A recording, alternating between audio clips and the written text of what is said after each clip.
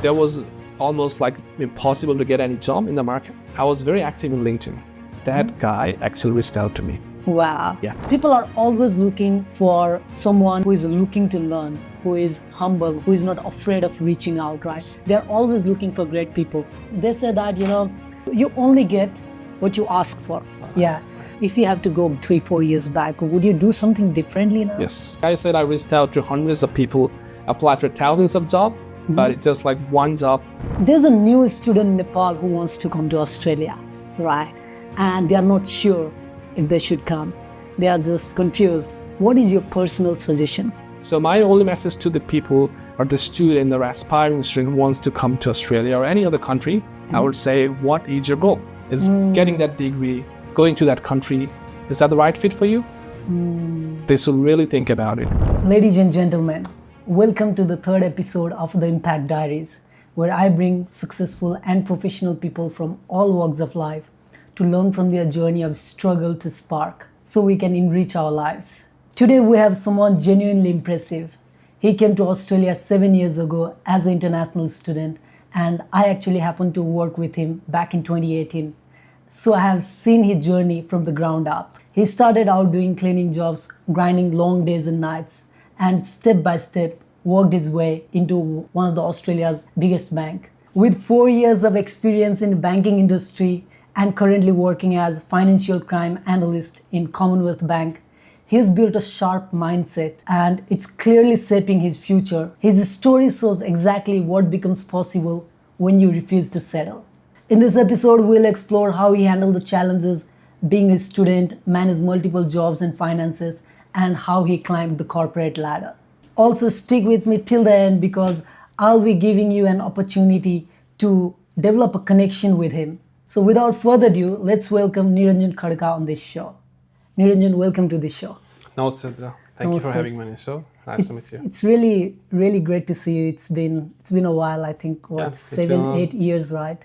We haven't met. I think it's been more like 3-4 years we haven't met. So having to meet you as a podcast host and to reminisce in our old days, it's phenomenal. I'm actually really excited because of this project as well, because it is bringing back so many of my good friends from the past. Like we are getting connected and getting an opportunity to talk again, right?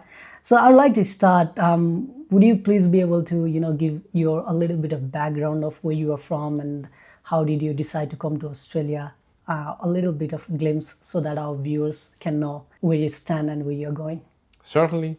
So I won't be able to give you any fancy background, but yeah, I'm just like a normal Nepalese guy who have like completed my study back in Kathmandu.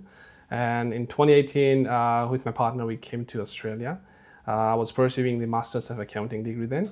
So I think right after my completion of bachelor's, within a year, I came here. So it was one of my ambition to get an international degree. So yeah, that's how I started my journey to Australia. Great. So how did you feel? Like, did you always have a dream to come to Australia, or is it something that happened in a snap of time? I think I would say it's more of like the surrounding that I had at that time, because there were a lot of options. Like few people were planning to go to the US, some people going to Australia, but yeah, US and Australia were the top 2 destinations at the time. And I think most of my friends, they were actually coming to Australia, and also a lot of my seniors were already here. So I was more inclined to come to Australia because of that trends and also the peer pressures, I would say. Yeah. That's interesting. How did you feel when you first knew that you were coming to Australia? Were you too excited? 100%. Yeah. I mean, any normal guy, if they were told like you're going to Australia in next, let's say, 6 months or 1 year, they get excited, right? Because having lived there most of their life in a normal third world nation, and then told like you're going to Australia to study, you'll be getting an international degree, get exposure to the infrastructure, the international culture, get to see the new world. Yeah, I was pretty excited. Get to see an opera house. 100%. How did you feel about that? Yeah, I opera actually house. really loved it. Yes, it was. It was magnificent. Opera house. Sydney, Harbour Breeze, a lot of things, like because at that time when we were about to complete our study, there were already a lot of like hearsay going around how beautiful Australia is, its beaches and everything. So I was very excited. I get to see that part of the world now. That's really interesting. Would you be able to take us your like journey, let's say in the first month of coming to Australia? What did you do? How did you find? How was your living? Who did you live with? Or a little bit of story of how you got settled for the first months after coming to Australia, so that our viewers can have a certain expectation when they come. Sure, sure. That was very exciting, and I would say I was quite fortunate in this instance because my brother was already here, my cousin brother. So when we came here, we didn't have to go through that challenges, finding a room, getting adjusted to this environment. So my brother was there already here, so he kind of helped us with the settlement, like in terms of accommodations, food, and everything. So I think my first day, I can feel that atmosphere, like a fresh air. I was just going outside the apartment's balcony, looking around. The very next day, you're in different world, and you feel like, oh, where I'm, like you were very nervous and kind of. It was a very new, peculiar feeling. Right. Yeah. Yes. So luckily, as I said, my brother was here, so he kind of helped me to get around. So I think the second day when we came here, he took us to a bank. I think that's what the normal people do. So he took us to the bank. So we had an account set up. And then we applied for a few things like TFN, all those stuff. And then I think in the evening, he just took us for a stroll around, told a little bit about the suburbs we were living in. Where did you live when you first came, by the way? So I have been living in Lidcombe since I came. So kind of it has become my second home now. Right. So yeah. So since 2018, I've been living here. So that's also one of the reason I have a kind of attachment to this place. Because there were a few time period in past where we need to move. But yeah, I had one of the attachment to the Lidcombe. But coming back to your questions, so yeah, setting up the bank account, strolling around, getting like even like getting familiar with these countries, groceries, supermarket, those things, everything. My brother pretty much helped me with that. So I was pretty lucky in that instance. From your experience, what do you think is maybe a tip that you can give so that new people can quite easily dissolve into this environment? Because this environment is very different from where we are. Correct. Right? And from the day one, you have to like start thinking how you are going to move forward, because you always have a goal that you have to accomplish. You have like no time, right? Yep. So do you have any suggestion on how a new people who come to Australia in their first month can easily dissolve into the Australian environment? Yeah. At first, I will give a big shout out to every students who have come to Australia, who have completed the study, or those who are pursuing to come here. Because I would say it's a big mountain to climb. Because leaving your parents' house, who are providing you everything, shelter, food, educations, you're barely doing anything, right? To live on your own is a big, big, big challenge. The new generation, they're also kind of lucky in one aspect that this is a digital world, right? So back in then, when we came here, we didn't even know like we need to set up an account, right? Like we need to have a TFN to work here. So a lot of the things, even let's say, for example, you're traveling to your college or university, you have no single idea like how you're gonna do that. But I think now with the like immense growth of technology like Facebook, TikTok, Instagram, I think people are getting more exposure. So even I think nowadays the bank has like started providing a facility that they can open an account online. So yeah, people have a lot of exposure now, So I think if they do a little bit of research prior to coming to Australia, like where should they go to open an account, how to apply TFN, how should they look for a job, where is their college, how are they going to commute to college, those kind of small things. You should have, like those idea back of your head when you come here, right? Like let's say you have orientation the very next day and you're not able to commute to college, that's going to be bit tough, right? So those things, I think having a bit of research, like you shouldn't be only excited about coming here, like be happy about getting a visa. No, I would say have those planning, before you come here. It sounds trivial, but if you have those things back of your mind, it really, really, really helps you. I would say that. Right. And also in terms of my experience, what I've found is that if you are free, like when you come, you don't have a job and you have not much to do. So I think just traveling around a lot, walking into the streets, just being out of the house is like really important, that you actually dilute yourself into new environment and new exposure, and that is going to diffuse a lot of tension that you will be experiencing. So that is one of my tip from my own experience. Yes. However, yeah, let's actually move forward. And you started your study, you said, in which uni did you go to? Yeah. So I went to Kaplan Business School. So it was very popular at the time for the degree that I was pursuing, Masters of Accounting. A lot of the other universities as well, but Kaplan was the right choice, which was, a right fit in terms of like tuition fees, the quality education, and everything that I was looking. Wonderful. And what is your story about the first job that you got in Australia? Like, people will be like really excited and they're curious to know, like, what do we have to do when we come to Australia? And they hear so many noises and stuff like that. But what is your personal experience? How did you get started in getting your first job, and how did you feel about that? Yep, I think it was a very like a nervous experience for me in terms of like a lot of my friends when they came here. Yeah, I mean they had a few like connections, like brothers who were already here, so they kind of were already getting a job.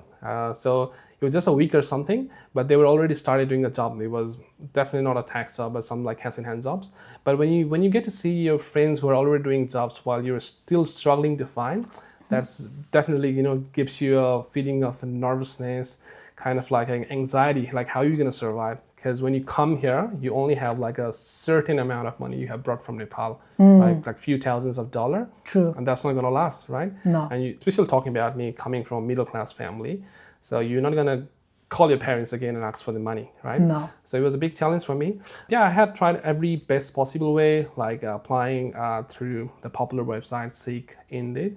And also like you're going around to different shops and different, like service providers, if they have any jobs, if they could provide me even a casual roles. So did you like go shop by shop? Did you distribute your resume? I did actually. Wow. Actually, like I said, I've been living here in Lidcombe, right? That's how I courageous, man. That be. is quite different.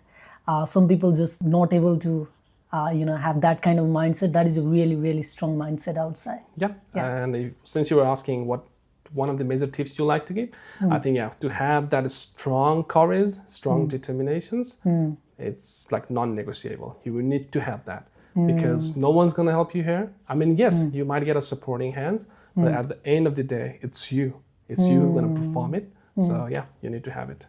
So what led you to, go shops after shops and distribute that resume?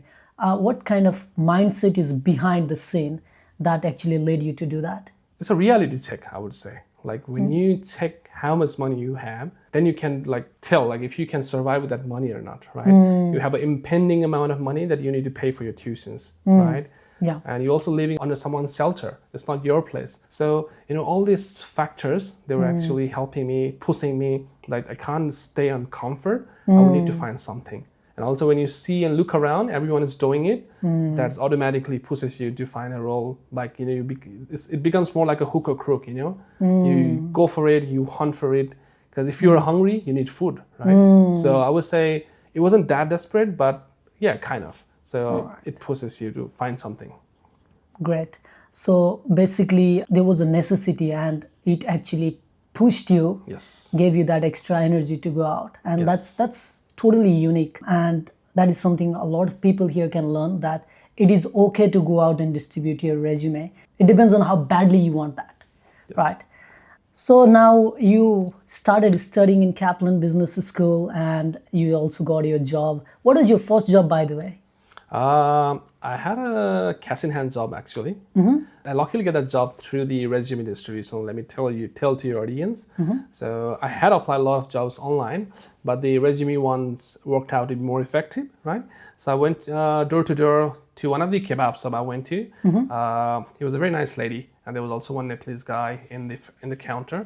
So I explained her like I came to Australia just now.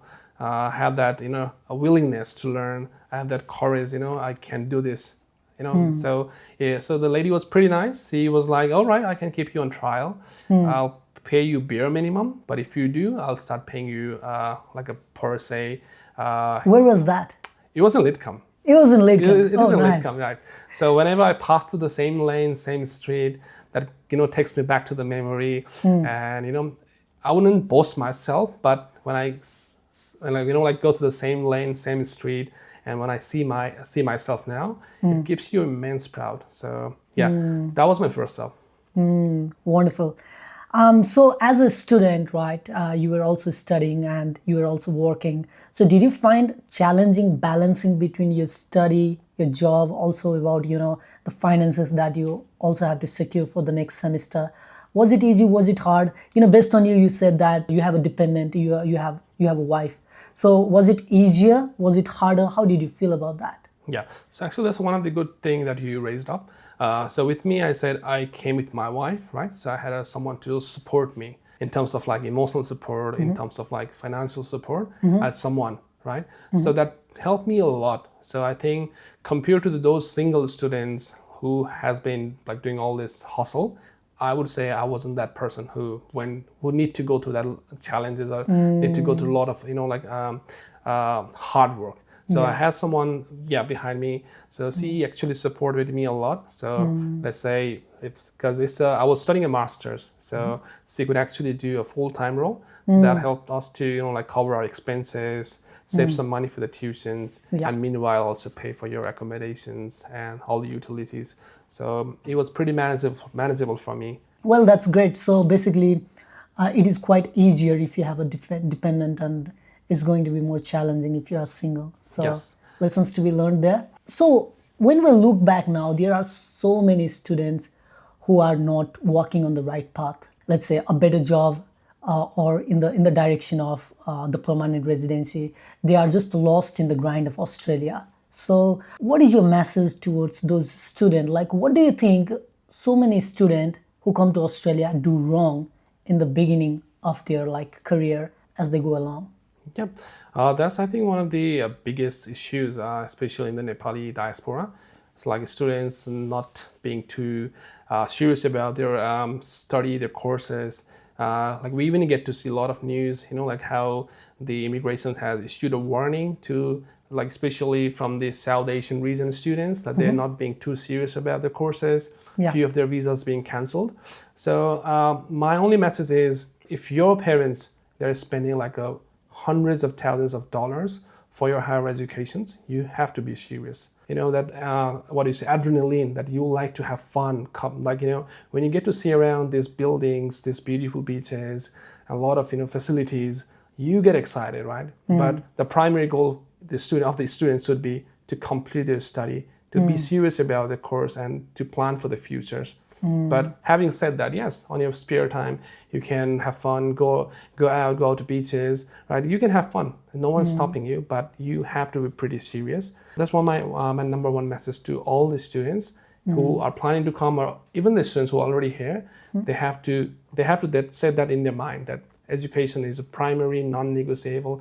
They have to be serious about that. Do you see that the student need a skill in order to move from where they are to where they want to be? For example, if they are a student and they are studying like you studied maybe accountant, so is there something that they can do to actually get a job which they want to work in future? Yeah. So I would say you shouldn't be too frightened. If I say you need to study, do your job, meanwhile side by side work on your skill development, that might sound more for some people it might be more intriguing, right? I don't want to scare anyone. So what are my tips for everyone? Let's be specific to the accounting students, because that's where I came from, right? As long as you focus on study, right? Study well, do your assignment.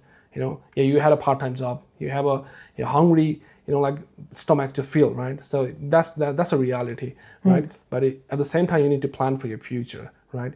Even if you, let's say, just put it into an example, right? If you're planning to make a fried rice, what did you need? You need the rice, you need the spices. If you like to put some proteins or meats, you need to have those inside, and then you cook it, right? Similarly, it's a small atomic things that you need to work on, and that actually gives you a result. It's not like while you're doing your course, let's say it's the first semester, and you go to some training center or somewhere, too desperate, I'm planning to get the accounting role, I want to get it, yeah, it's good to have that energy. It's good to have that desperations. But I will say, go with the flow.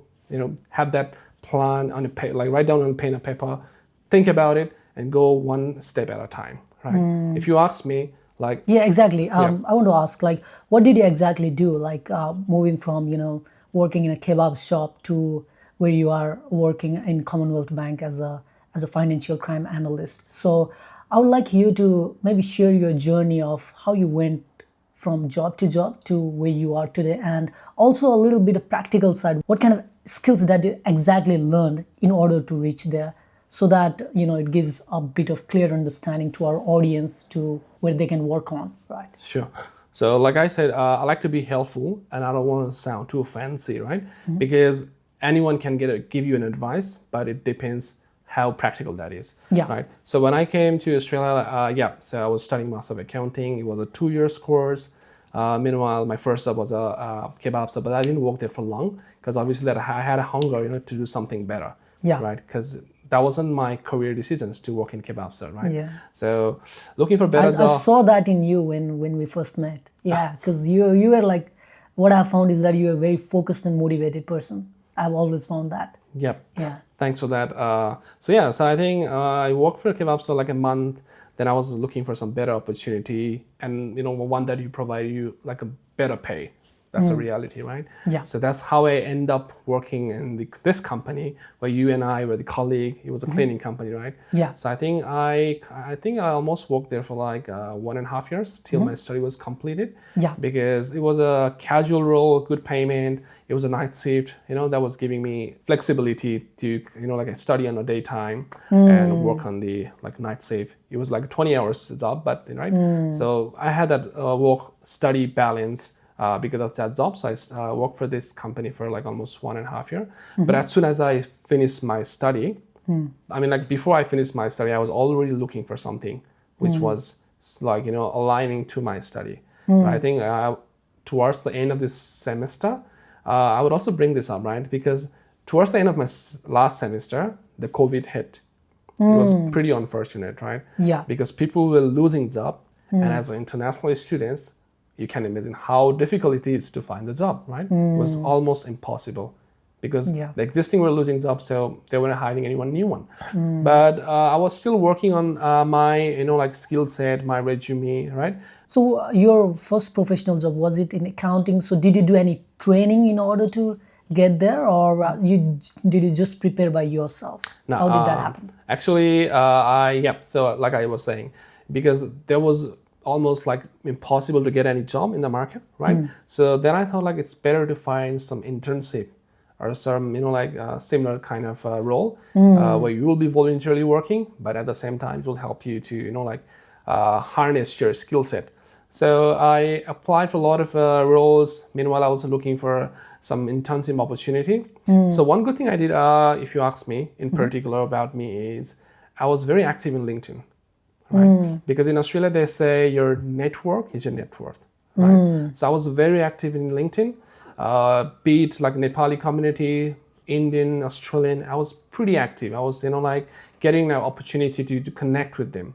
I was like I used to like compliment them, like how far they have reached in their life. I had the same ambitions.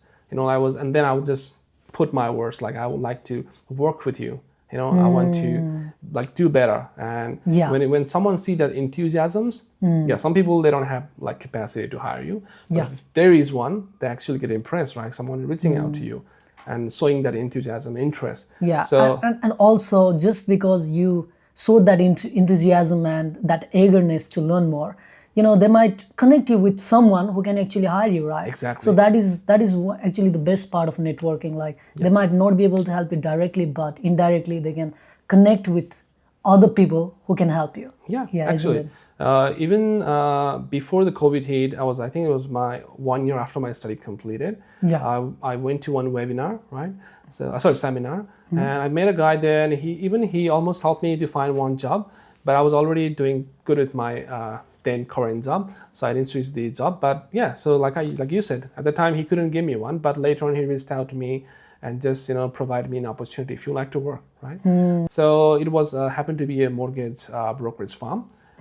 So it was run by one of the Nepalese guy. He's been here for like I think 20 years. He was doing pretty good, and I saw him actually on YouTube.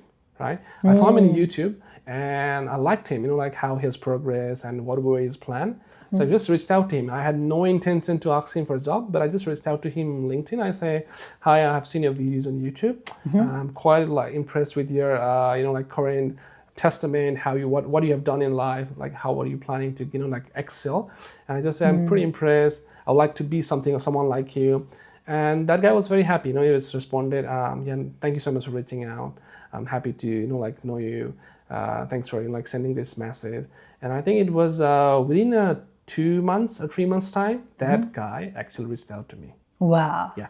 So he reached out to me, and it was exactly the same time in my study completion, right? And it was COVID time, restriction to travel, and he actually approached me and he said if I would like to join his new venture. It was a mortgage firm, and it was work from home. He was actually operating from his home, so it was 2 days in a week. He was pretty flexible. He like gave me all the accesses, like gave me all the information what you should do. There was no pressure, right? He was pretty nice guy. I can actually tell his name in the video if you like. His name is absolutely. Vishnu Orial. He's the founding director for FinConnect's company. So I think I've heard his name. He comes in Facebook. Yes. Yes. Wonderful. That is such a beautiful message that every one of us can learn actually, that if you are positive, if you are eager to get your job, and if you actually reach out to people who have the capacity to help you, then at some point they will help you, right? Yes. And people are always looking for someone who is looking to learn, who is humble, who is not afraid of reaching out, right? Yes. They're always looking for great people, and you actually separate yourself out when you actually reach out to them and ask them for their help. They say that you only get what you ask for. Nice. So that is such a beautiful message. Now I would like to ask, what kind of mindset like the students should have in terms of getting jobs, right? You have mentioned something like reaching out. So is there something that you would like to add? Because in some way you are very lucky as well, because that guy actually reached out to you. But so many people don't get that lucky, I would say. So what is your message if they are going failures after failures and they are not getting the response from the employer or hiring manager? What is your message to them? Is there something that they can do? Certainly. Like if your goal is to reach to second floor, there is no other way than climb that staircase to the second floor, right? Some people, they're lucky. Like in my case, I was fortunate enough that I was vying for the roles. Obviously there was a lot of applications that I applied for, a lot of people I reached out to. But out of those hundreds and thousands, he picked me up, right? So it was a destiny. It was my hard work at the same time. So I would say you shouldn't stop, doing what you're doing. Keep up the hard work, right? So I think I also believe in luck, like pretty much, right? So I think if you are working hard, luck always favors. So don't get disheartened, or don't just don't give up. Don't give up, basically. Don't get disheartened, don't give up. Keep doing what you're doing. I think there's no such story in the world that a guy has like done so much of work, he failed. No, I won't believe in that. I think if you carry that energy somewhere in the universe, that connects, and you'll find what you're looking for. So basically the message there is keep looking for what you really want. And do also not give up. Just to make it more clear, like how I say I reached out to that guy, but there was no intention. I didn't reach out to him asking for a job, right? I just expressed my feeling towards him, how he did so well in life. I want to do something, and it wasn't only him. I reached out to a lot of other people.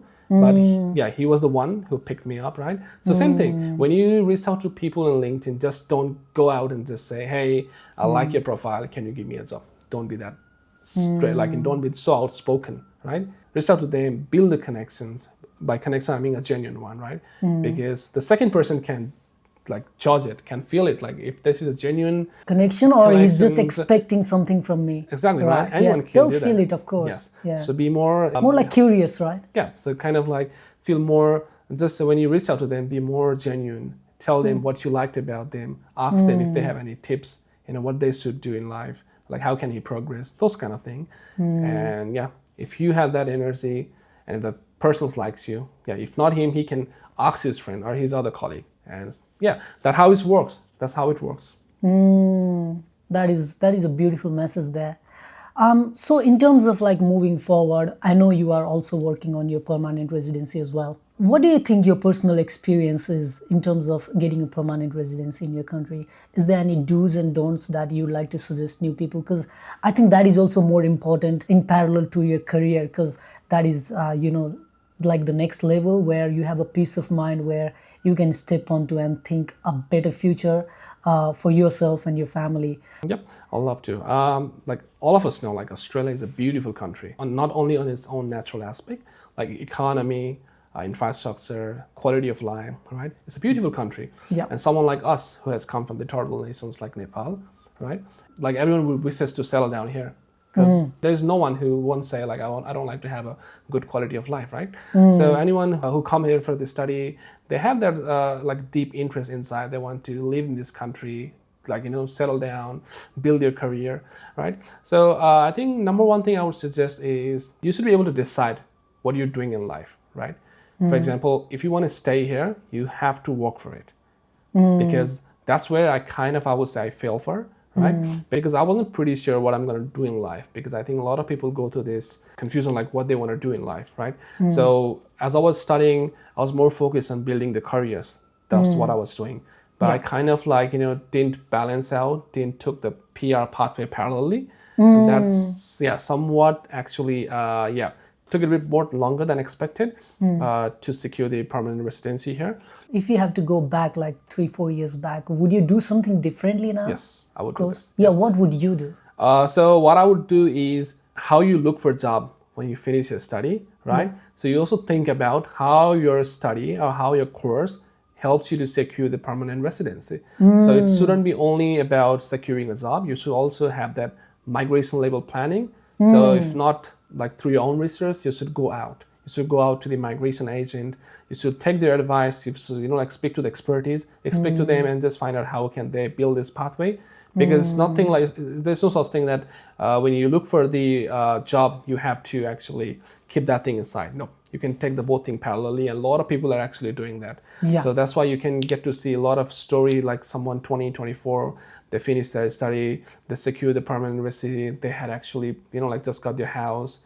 So if you took those things parallelly, it's 100% possible. Yeah. So yeah, that's where I kind of like didn't catch that train, but better late than never. Yeah. So I'm pretty happy now. So yeah. Of course, you have to work and you have to work on your career.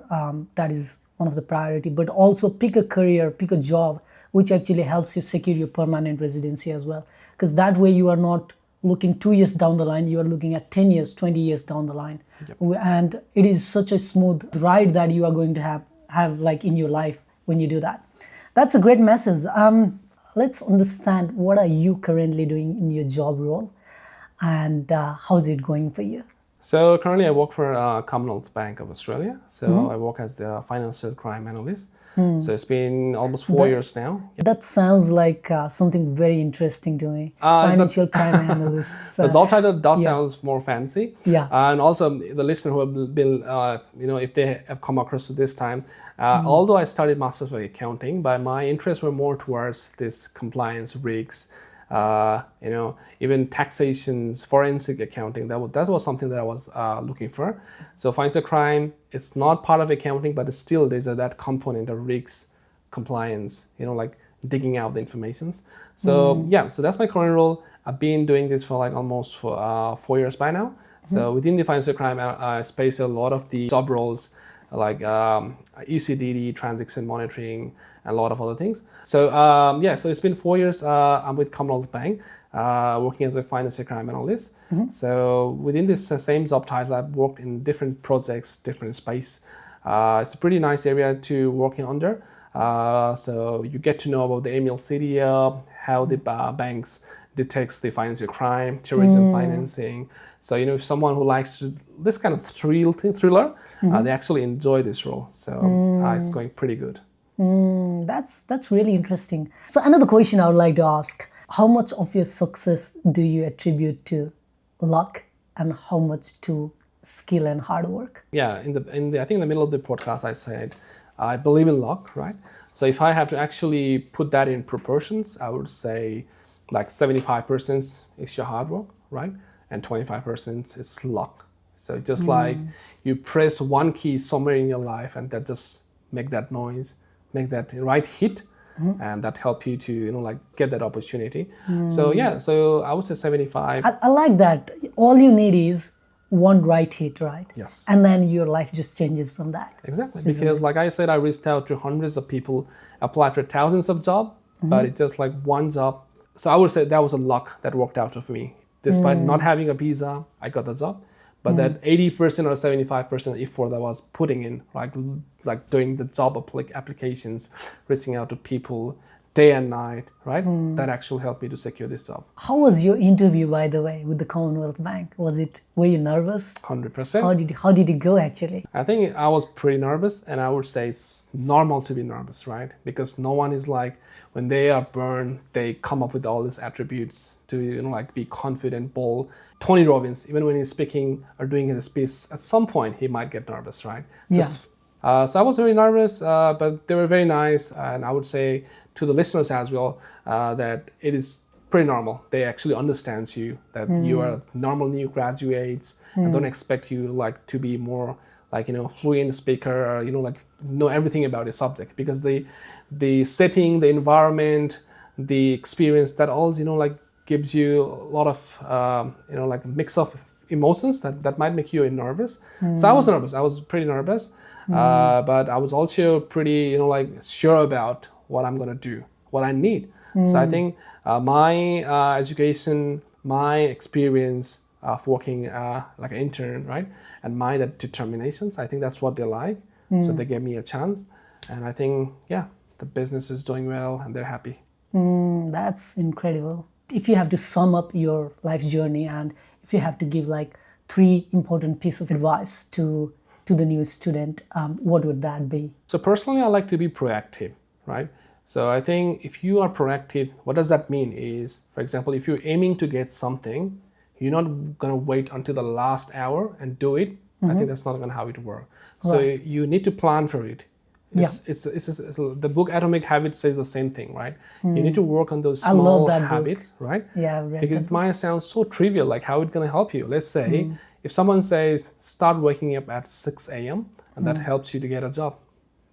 I mean, it sounds bizarre, right? But that determination, that habit of working 6 a.m., what does it do? Is that you wake up early in the morning, like how they say, early bird gets the worms, right? So wake up in the morning, you have a lot of time to prepare, like go for. I mean, like you can do a lot of preparations. Basically, that's what it's trying to say you, and also trying to build that discipline, right?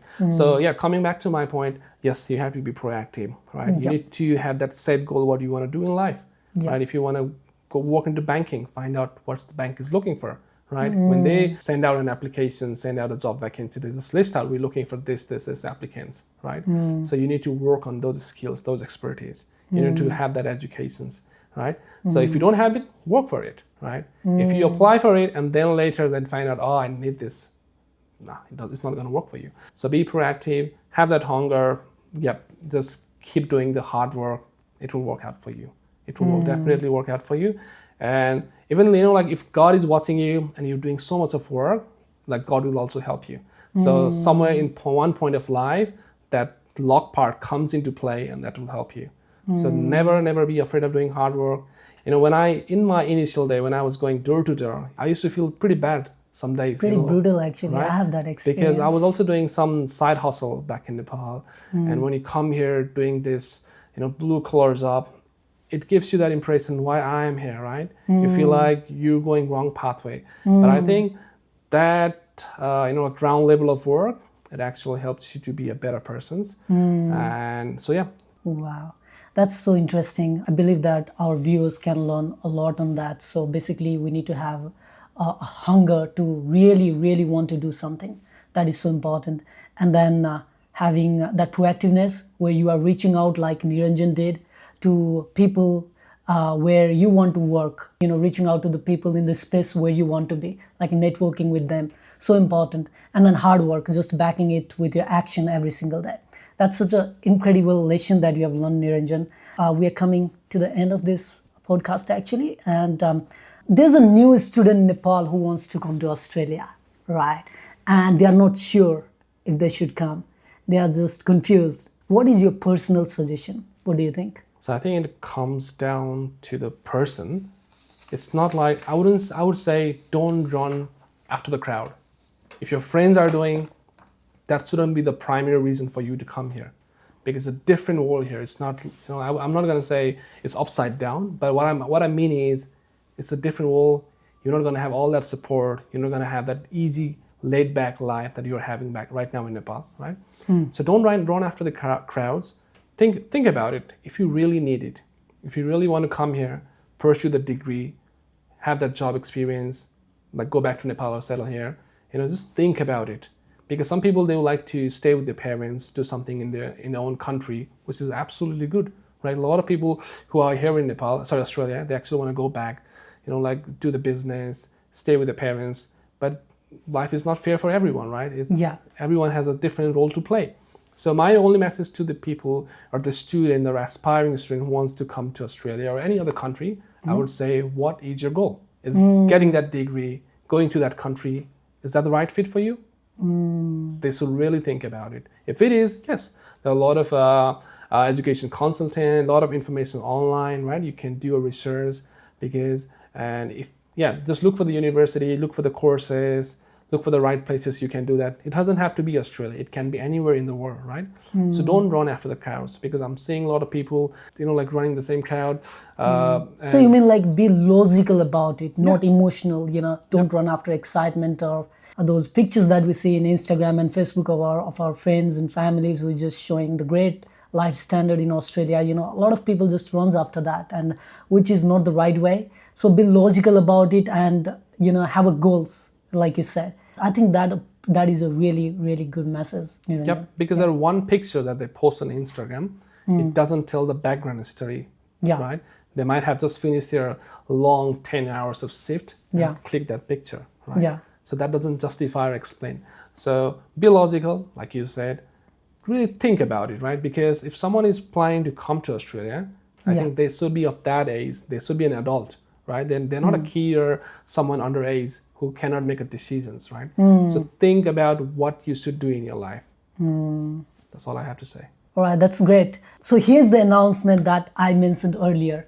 If you resonated with Niranjan, he has kindly agreed to this. If you resonated with his story and you feel that his suggestion could help you, then drop a comment in this video. And if you are serious, I'll help you connect with Niranjan.